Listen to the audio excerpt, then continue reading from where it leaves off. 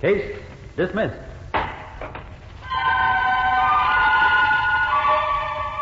Monday morning was something quite different. At first, I suspected nothing. Then rumors began floating around. Little clusters of students began to form between classes, then reform elsewhere. Or was I imagining it? An innocent young woman suddenly finds herself the victim of a vicious character assassination. How can she protect her rights against an anonymous person? And is it too late now to restore her good name? Today, a story of libel on Case Dismissed. WMAQ, in cooperation with the Chicago Bar Association, presents Case Dismissed. This is the story of your legal rights. How vital to preserve and protect them, how easily they may be lost. Today, our story begins at the hosiery counter of a neighborhood variety store in Chicago. Girl, come here and take care of me. I'm in a hurry. I'm sorry. I'll be with you in just a moment as soon as I've taken care of Miss, if you can't give better service here, I'll just have I'm to go... really sorry, madam, but this other customer's been waiting. Well, I never... Why, you... Well, young lady, Miss you're... Fenaway. Laura Blake. So this is where you've been hiding. Well, How's everything back in Midvale, Miss Fenaway? the nerve of you. The likes of you asking me that. Why, you ought never to mention the name of our town again in all your life. You who brought so much shame But to I it. didn't, Miss Fenaway. Do you have to go don't on? have to. No, I don't have to shop in a store that has the likes of you as clerks. I should think the manager would be glad to know about the trash he's hiring. Please, Miss Fenaway. It isn't true. Please don't say those awful things. Haven't you and your boss, Mrs. Cambridge, haven't you done enough to me? Aren't you satisfied? Miss Fenaway. Young man? Young man, are you the manager of the store? Yes, ma'am. What can I do for you? Well, I think you should know you haven't been very careful in selecting your help here. Oh, really, ma'am? You have a complaint against one of our clerks? I should say I have, and so does the entire town of Midvale, against that Blake girl. Miss Laura Blake? Miss Laura Blake, indeed. A girl with a shady past. That's who you've hired, young man. Well, if you'd please tell me your name, I'd like to look into your accusation more... Indeed, I won't tell you my name. And she'll tell you all about herself. Oh, my, yes.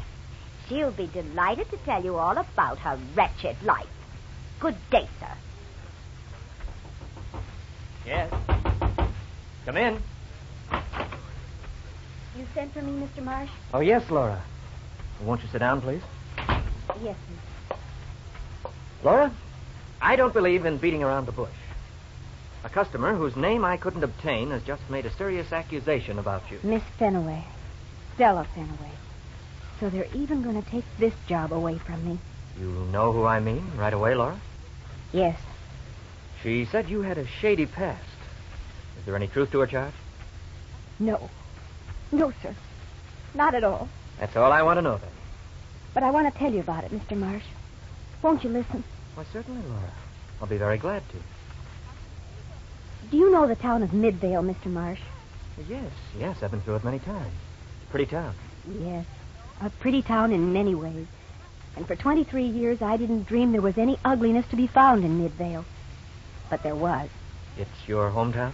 Yes, Mr. Marsh. You see, my mother died when I was a little girl, and my father moved to Midvale shortly afterward. He was a printer, and he worked for the weekly newspaper there. Dad hired a housekeeper, Mrs. Briggs, who took care of me when he wasn't home. Dad and Mother had been devoted to each other, and her death left him adrift. He needed friends. And he found friendship in the Midvale Tavern. Laura, you don't have to tell me all this if you don't... Oh, no, it's all part of the story, Mr. Marsh. I just want you to know that my dad was never a drunkard, even by the wildest conceptions. He'd linger over a beer for hours, chatting with companions, reminiscing. And in all that time, through my childhood up to the day he died, I never once saw my father even slightly intoxicated. Did you lose your father recently, Laura? Yes, Mr. Marsh. The town killed him just a few months ago. Killed him? As surely as if they'd used a gun. Look, Laura, if you're not up to it, don't force yourself to tell me this today. I can wait. No, I want to. I'm all right. Well, you don't have to. Yes, I do. My dad managed to send me through teacher's college, Mr. Marsh. I remember how proud and happy he was the day I learned I'd been selected to teach right at home in Midvale High School. Laura Blake, English and Speech Department. all rolled into one delighted girl.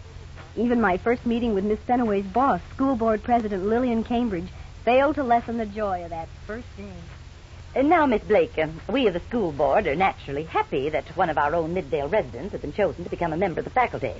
However, I must warn you that you will be expected to lead the same kind of exemplary life required of all our teachers. Oh, yes, of course I will. I simply want to emphasize it, Miss Blake. Smoking in public is not allowed, and is discouraged even in private.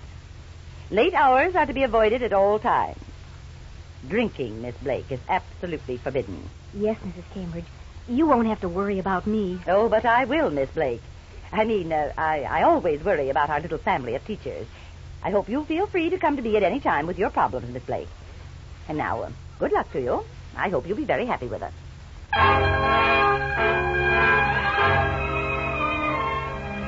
I'd known about Lillian Cambridge almost all my life. The Cambridges had helped found the town of Midvale, and their descendants ran the town. Lillian Cambridge owned one of the town's hardware stores, and in all the 23 years she'd been a school board member, no other concern had shared in the school's hardware and sports equipment purchases. No one dared challenge this, not even the other hardware man. His predecessor had tried. Then overnight, he vanished from town under the cloud of a scandal. Well, I taught at Midvale High for a year, watching Mrs. Cambridge run her little dictatorship, blocking a much-needed school-building program, arranging for a friend's daughter to skip from set 5th to 7th grade, vigilantly serving as the self-appointed watchdog over the teachers' private lives. Then one day, the new coach, Ralph Tracy, made a very serious mistake. He went to Mrs. Cambridge complaining about some new track and playground equipment, purchased, of course, through Mrs. Cambridge's hardware store. Perhaps he wasn't aware. Perhaps he was just daring.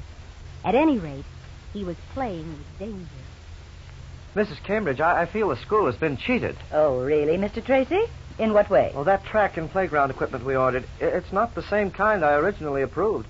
This stuff is cheap and flimsy. One of the boys tripped on the hurdles and the board smashed to smithereens. It's junk, Mrs. Cambridge, every stick of it, and dangerous to the students. I think you've made a mistake, Mr. Tracy. Surely it can't be as bad as you say. Actually, it's worse, Mrs. Cambridge. I won't let the youngsters use this equipment. Oh? You won't? No, ma'am. I wouldn't want to see a trapeze break or a pole snap and injure one of them for life. Aren't you over-dramatizing this, Mr. Tracy? No, indeed. That's cheap equipment. And if you want my honest opinion, the school's been gypped. That's your opinion? Yes, ma'am, and if I have anything to say about it, the parents are going to know about this. Thank you, Mr. Tracy. I'm glad to know how you feel. I'll see that action is taken immediately. Well, thank you, Mrs. Cambridge. Good day, Mr. Tracy. Goodbye. Yes. Goodbye, Mr. Tracy. You're right, of course. The parents are going to know about this. Overnight, a vicious rumor about Coach Tracy started in Midvale. By morning, it had spread all around the town, to the beauty parlors and men's clothing stores and barber shops and taverns. Who'd started it? No one knew. Who'd spread the story? Almost everyone. A week later, Ralph Tracy resigned and left Midvale. We teachers knew the truth of his innocence, but what could we do? That's where I made my mistake, I guess. I called a meeting in my English room. We all know what's happened. A fellow teacher has been ruined. Not one of us needs further proof of his innocence. Yet, because of his wife's heart condition, Ralph chose not to fight it. He ran away from a false and vicious rumor someone started. Yes, and we all know who started it. Careful, Genevieve. We have well-founded suspicions, but we've no right to air them till we're sure. That's my suggestion, that we investigate this whole sad case until we find the guilty party and can prove it. The best thing we can try for is to clear Ralph Tracy and get him back here.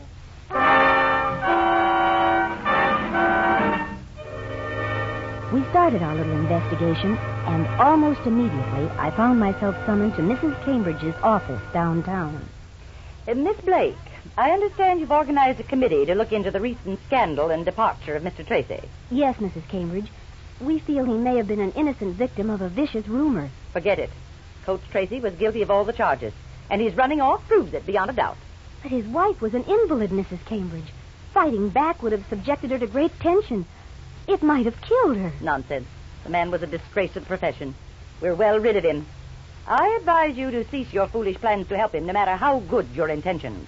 I'm sorry, Mrs. Cambridge, but we all agree we should continue.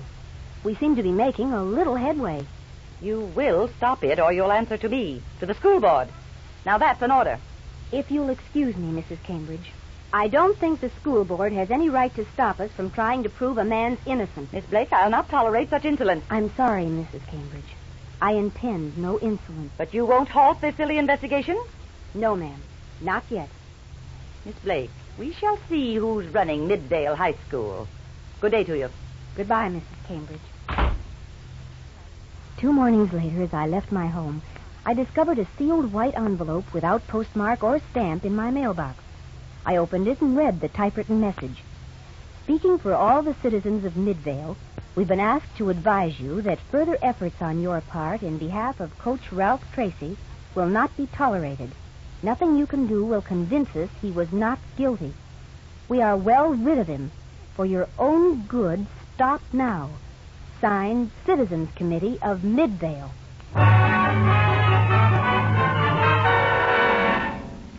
Frightening, as anything anonymous is frightening. I debated whether I should tell our teachers group about the letter. Finally, I did, and most of them wanted to halt our investigation for my sake. But I persuaded most of the faculty to continue. The following Friday night, I was serving as a faculty advisor at a school dance.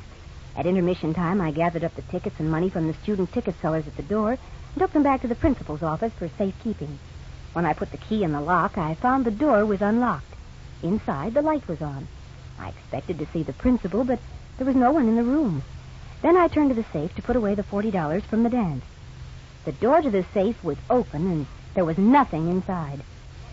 I hurried back to the gymnasium, found the principal, and told him what I suspected, that someone had broken into his office and stolen the contents of the safe. We rushed back, and he confirmed my fears. Nearly $200 was gone. Well, the second half of the school dance failed miserably, as excitement mounted over the office robbery. Theories and rumors flew like wildfire. Students pinned it on the recognized bad boys in school. Adults present thought it might be the work of downtown toughs. I, of course, was the center of attraction, the star of the evening, because I'd stumbled onto the crime. That was how it was Friday night, and all day Saturday and Sunday. But Monday morning was something quite different. At first, I suspected nothing. Then I saw the folded note being passed from one student to another. I apprehended it and read it as the class hung its head. Who stole the school's $200? That's easy. Who found the door unlocked and the safe open? Whose father is a drunkard and a thief, who drinks and steals just like him? The answer, good citizens, is our innocent acting English teacher, Laura Blake. What are you going to do about larceny, Laura? No, what could do it? Oh, no!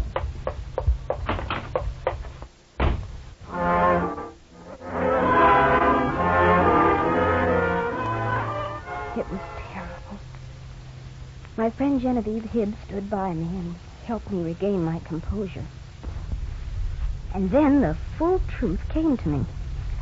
I'd been accused of theft and of drunkenness by an unknown writer who'd sent identical letters to 25 of Midvale's leading citizens.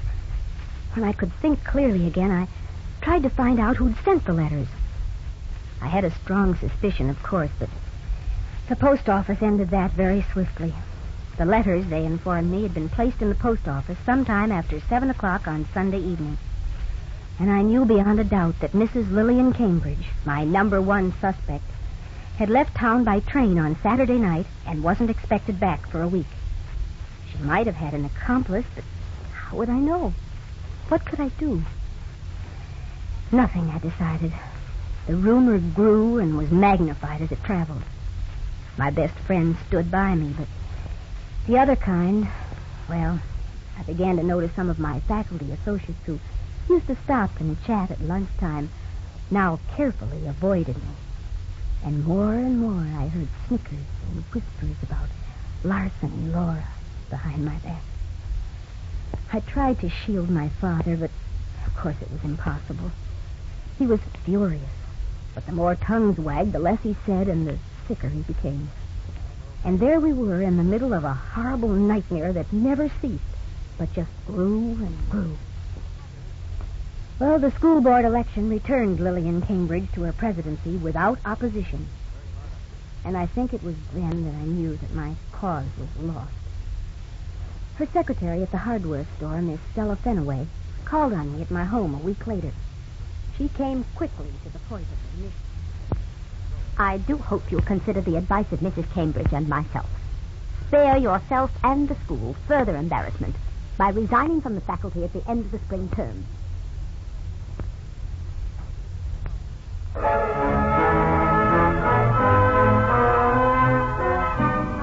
No matter how she put it, Stella Fenaway had handed me an ultimatum from Lillian Cambridge. Finally, in May, an official note came directly from Lillian Cambridge. This is to inform you that your services as English and speech teacher at Midvale High School will be terminated as of Friday, June 7th. Lillian Cambridge, President, Midvale School Board.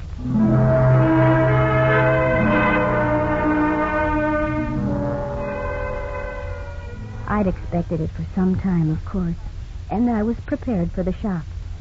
But for my father, it was the final blow. He took to his bed that summer, and in the fall, after I'd been turned down by a dozen different high schools in the state, he died, a tired, broken-hearted man. At Christmas time, I came to Chicago and started working at your store here, Mr. Marsh. Since then, I've been trying to work out a future. Frankly, I haven't gotten very far with my plans. Well, if it helps any, Laura, I'd like you to know that I believe you. Thank you, Mr. Marsh. That means a great deal. And what's more, I'd like to help you if I can. You can't go through life with that black mark in your past.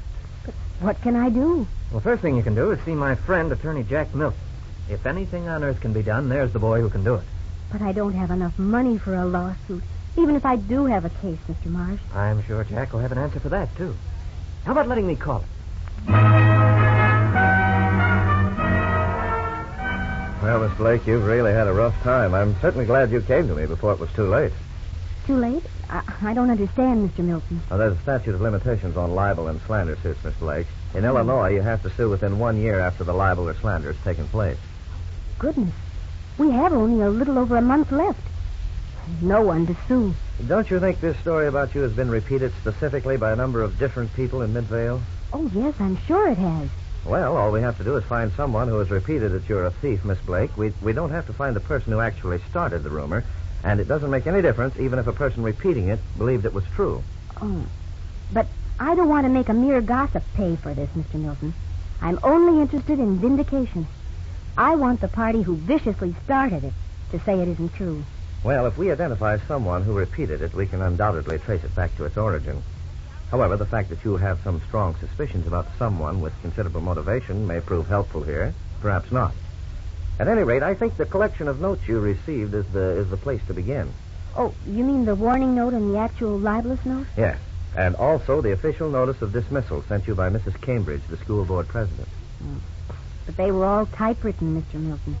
The warning and the libelous note had no signatures.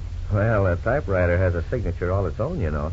And we'll get a typewriter expert on this and have him do a little sleuth work. They can trace a typewritten note right down to the make and model of the typewriter, and even to the owner. Suppose we have a try.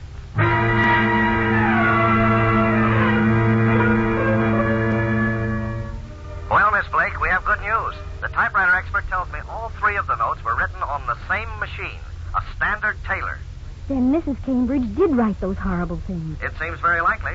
However, we'll need every shred of proof we can find. That's why I plan to visit your former hometown of Midvale tomorrow. If the office supply shop manager keeps a record of his sales, we should be able to locate that typewriter. And if it definitely belongs to Mrs. Cambridge? Yes, that's what we hope to find. Of course, we haven't won your case by any means, but we're getting some mighty good evidence. Good morning, sir. Good morning. Mr. Walters? Yes, sir. I'm Attorney John Milton of Chicago. I'm mighty glad to know you, sir. You interested in a typewriter? In a way, yes, but not to buy one. Oh. No, I'm trying to trace a certain typewriter. It's an off-brand, a standard Taylor. Oh, yes. Do you keep any record of typewriter sales? Yes, sir, indeed we do.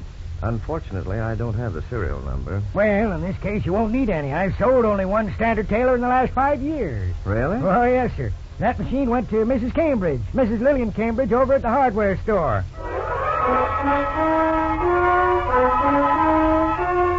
Well, as you can see, Miss Blake, it all turned out to be a lot easier than I'd even imagined. Oh, it's marvelous, Mr. Milton. You've done so much already. Well, I think we just about have a case here now. Well, then before we go any further, Mr. Milton, you must understand I'm very short of money. I know all about that, Miss Blake, and I believe I have a solution for you. You see, lawyers have several different ways of charging for their services. Oh? One is based on actual time involved in preparing and prosecuting a case, regardless of outcome. I see. Usually, a lawyer has a basic hourly fee, the amount of which depends on his expenses for books, stenographer's salary, rent, and so forth, in addition to compensation for his own time and work. I understand, Mr. Milton. Still, another method is by charging a flat fee for a given type of case. For instance, so much for an ordinary divorce action, so much for an adoption, so much for the making of a simple will. Oh, well, do you have a special fee for a libel action of this kind? No. Every libel action differs from every other, you see, but this is a case that lends itself admirably to the third way of charging, the contingent fee. Here, if you win, I would take a percentage of the amount you receive, usually not more than 1/3, sometimes less if the case is settled out of court. If you lose, you owe me no fee, but you do pay the court costs. In other words, there's a risk involved. But if that method suits you, I'll be willing to take your case on that basis. Oh, it certainly sounds very fair to me. All right. Excuse me a moment. Sure. John Milton speaking. Mr. Milton, are you the attorney who was in Midvale yesterday? Yes, ma'am. With whom am I speaking? You don't know me, Mr. Milton. My name is Stella Fenaway. Oh, yes? I live in Midvale. They say you were asking about a certain typewriter at the local supply store. Oh, that's right. I'm seeking information for a client of mine, a former resident of your town. Mr. Milton, your client, that couldn't be Laura Blake, could it? I'm sorry, Miss Fenaway. I'm not at liberty to divulge the name of my client. But you mentioned it when you were in Mr. Walter's typewriter shop yesterday. I understand you mentioned her name. I did? Oh, I had no idea. Mr. Milton, I'm frightened. Of what, Miss Fenaway? I don't want to be sued for something I didn't. Let me say this, Mr. Milton. If I could help you identify the person who wrote those anonymous notes about Laura Blake, could you promise not to sue me, too? I believe I have my client's permission to make that promise, Miss Fenaway. But I don't quite understand why you think she would have a case against you anyway. I delivered those letters to the post office. The letters that were written by my employer, Lillian Cambridge. I'll be getting in touch with you, Miss Fenaway. Goodbye. Strange things happen when a person is trying to save his own skin. At any rate, Laura, now we're well prepared to go ahead with your libel suit against Lillian Cambridge.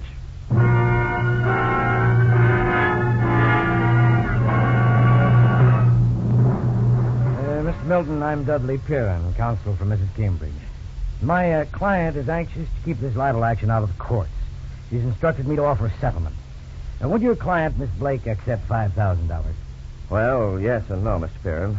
That will be acceptable to my client as a settlement for her loss of earnings and inability to work at her chosen profession during the past year. But the damage to her reputation is something quite different. Something Mrs. Cambridge can't assuage with money. Mm-hmm. You would require a retraction of the allegedly libelous statements by Mrs. Cambridge, Exactly, Mr. Piran. A full and public retraction by Mrs. Cambridge.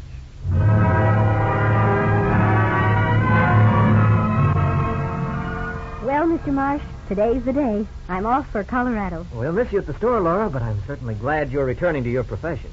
Good teachers are badly needed. That's why I'm taking this summer course. I won't be a good teacher unless I get back into the mental trim I was in a year ago before all this happened. I'd say you have a fine start, Laura. Well, I have you and Mr. Milton to thank for that, Mr. Marsh. It's a terrible thing to live under a cloud of suspicion. Thank goodness for our legal rights, Laura. And for the laws that protect us against unprincipled people who try to take our rights away.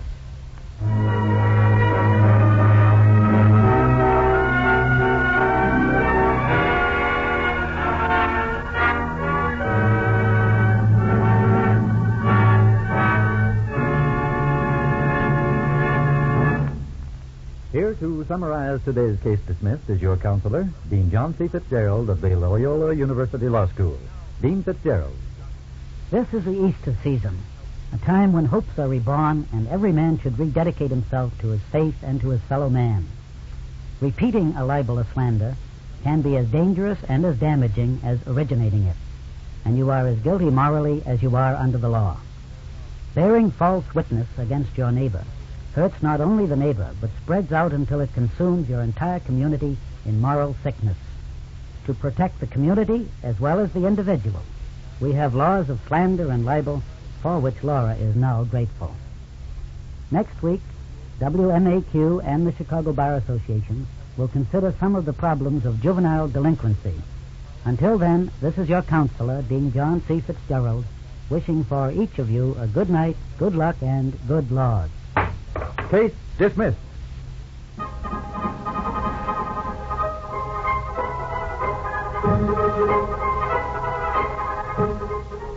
For plain answers to common questions about you and the law, remember to write for your free booklet entitled Meet Your Lawyer. Address your request to Chicago Bar Association, 29 South LaSalle Street, Chicago 3, Illinois. Case Dismissed was written by Robert Carman and is based on information supplied by the Chicago Bar Association and its lawyer members. All characters were fictitious, and any resemblance to any person living or dead is purely coincidental. Members of today's cast were Meg Hahn, Viola Berwick, Geraldine Kay, Jack Lester, Charles Flynn, and Harry Elder. Case Dismissed is produced by Betty Ross.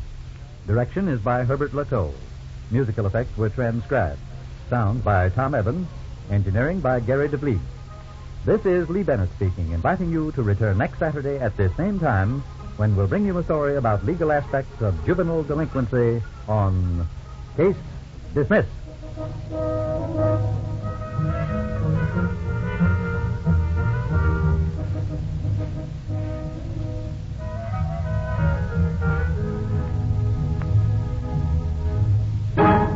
This is the NBC Radio Network.